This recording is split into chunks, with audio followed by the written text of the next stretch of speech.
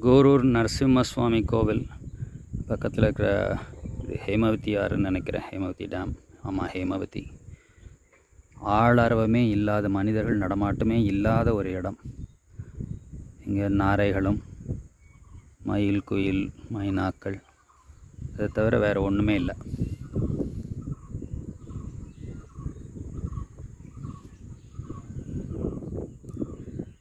இந்த நதியினுடைய நடுவில் கிழக்கு நோக்கி ஒரு பிள்ளையார் கோவில், சின்ன பிள்ளையார் கோவில். See how beautiful. இந்த பறவைகளினுடைய சத்து தவிர வேறு ஒன்றுமே இல்லை.